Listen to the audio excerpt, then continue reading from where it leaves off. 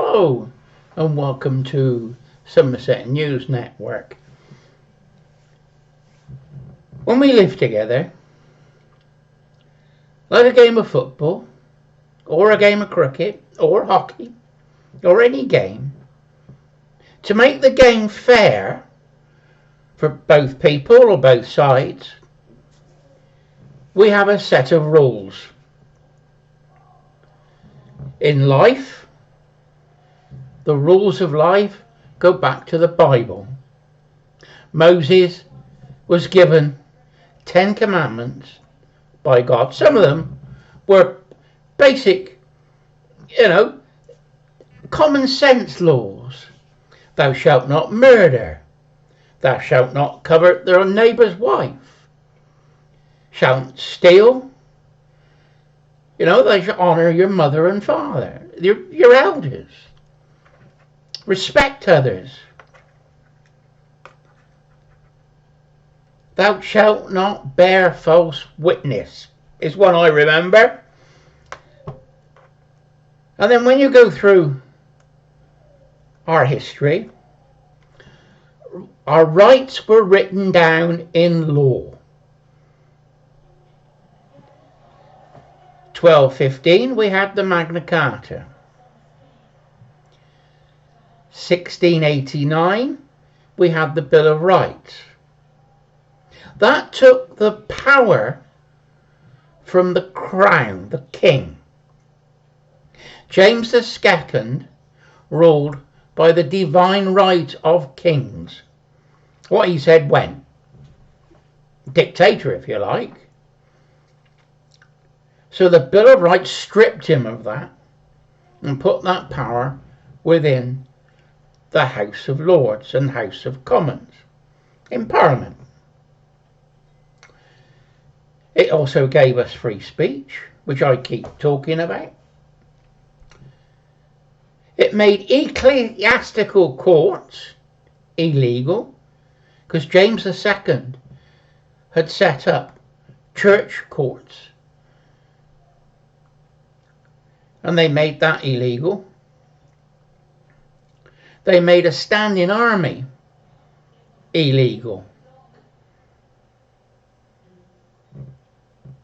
under the Bill of Rights. You also then had the Act of Settlement.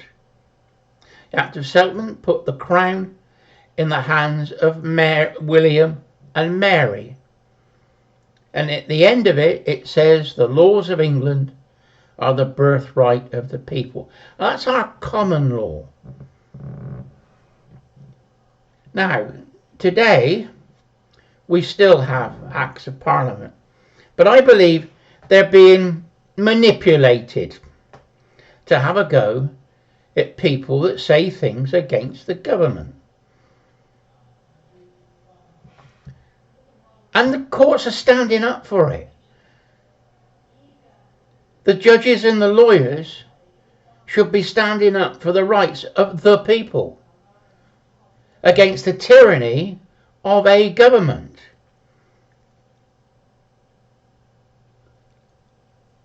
We have the right of free speech. Newspapers say they got the right of the press. I know you've got to have some rules. Even philosophers that talked about free speech said you can't have absolute free speech. There had to be some sort of rules. Same as you play a game, you have a set of rules. You can't say I'm going to murder you. And you can't say something defamatory against somebody. Shall not bear false witness. So they're all based on the early Moses rules of the game. The 10 Commandments.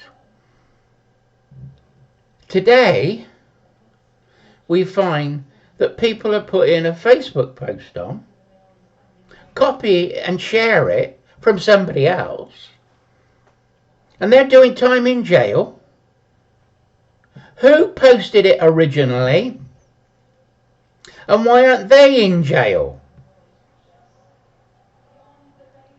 It's all gone sort of, as you say, tits up. It's all ass backwards. It ain't right. You know, I've told you before, I had a 6-month police investigation for one line on a Facebook comment. One of the arguments I put down was that it was my free speech. And the statement I made was factual. It was the truth. It was not a false statement. But somebody could be offended, said the constable. I said, I can't help that. If the truth hurts, you know, we got to get back to common sense. We got to get back to common sense policing. We're drifting. Well, we already are. Not drifting, we already are. It's like we've got the thought police out of 1984. You know, and if you take, you know, Brave New World, it's like a mixture of the two, what we're in at the moment.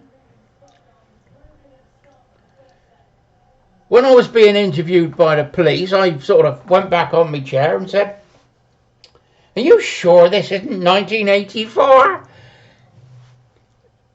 And I just got a stony look. He did not have a clue what I was talking about. I said to you, you've become the thought police.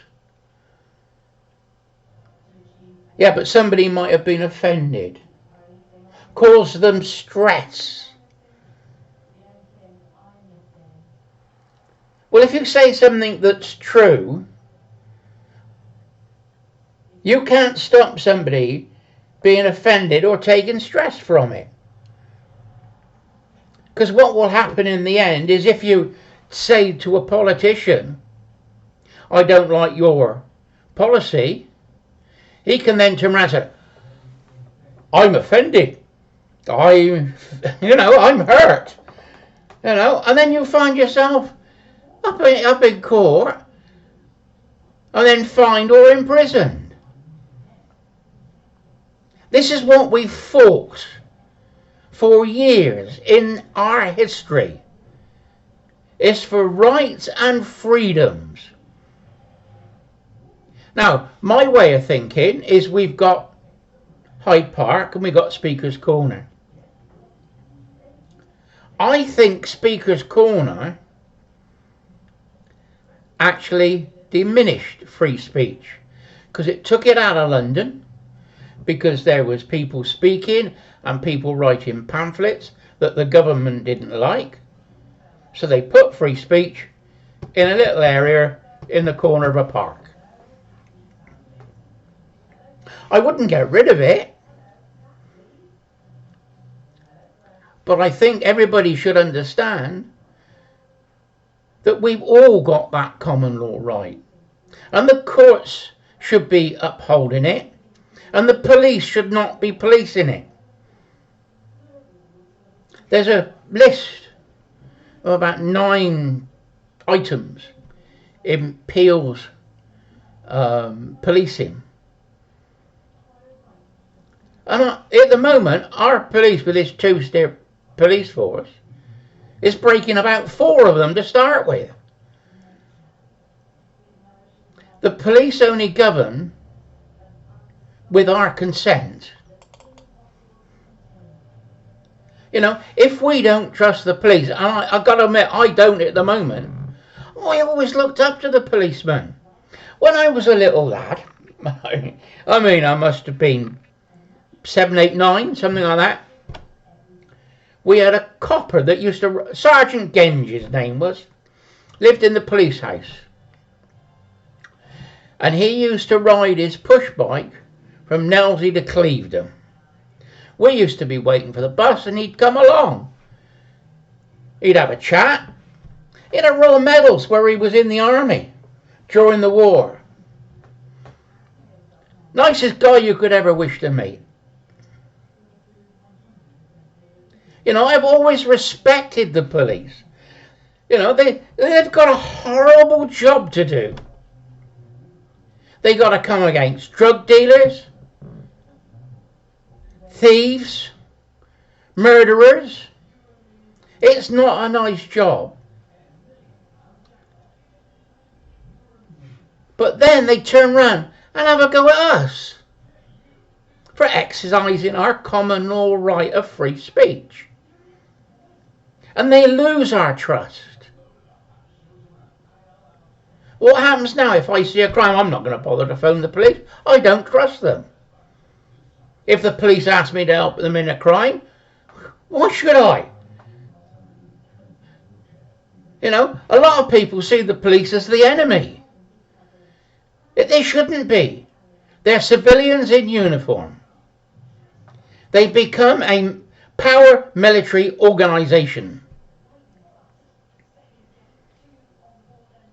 They become a political paramilitary organisation.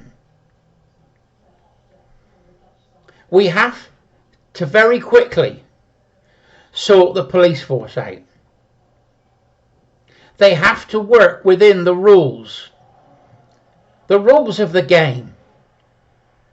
They're stepping outside of that at the moment. How you do this, I don't know. All I can do is pray that somebody listens to this that's got some sort of power and can say, hang on a minute, that lad's right. That lad's sort of got some common sense. Let's look into this Bill of Rights, 1689. When they talk about free speech, they talk about freedom of expression. What the hell is that? Freedom of expression comes from the European Court of Human Rights. That's all right. Let it stay over there. We've already got the right of free speech given to us in 1689. That's our rules of the game, an Act of Parliament. And in the Bill of Rights, it says it's for all time to come. So it's still law.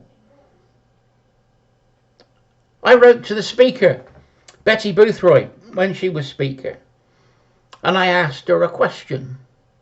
And I listed the Acts of Parliament. Magna Carta. Liberties of the subject. And there was 2 of those, I think. 1345 and 14 something or other, I can't remember what date it was. Bill of Rights, Act of Settlement.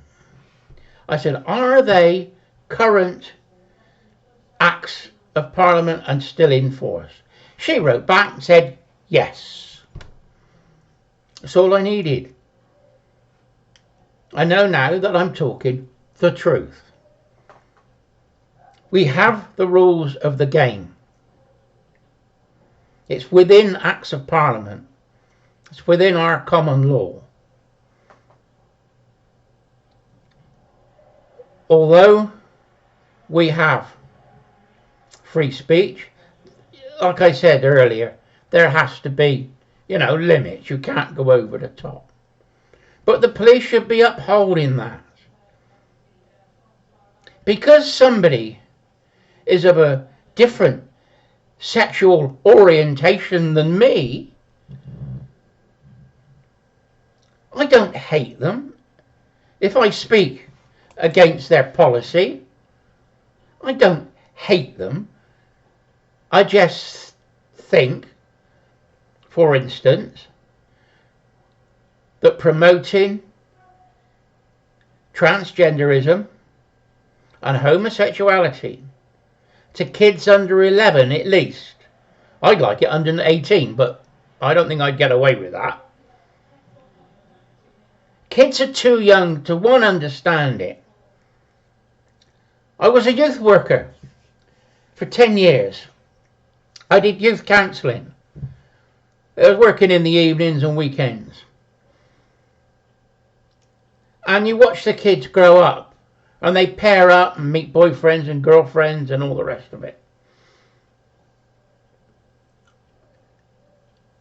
And now they've got enough to worry about. You know, parents splitting up can upset kids. Boy-girlfriend splitting up can upset kids. And you try and talk them through it and try and help them and be there as a friend. Now we add more onto kids. Transgenderism, homosexuality. They got enough to worry about without all that putting on top of them.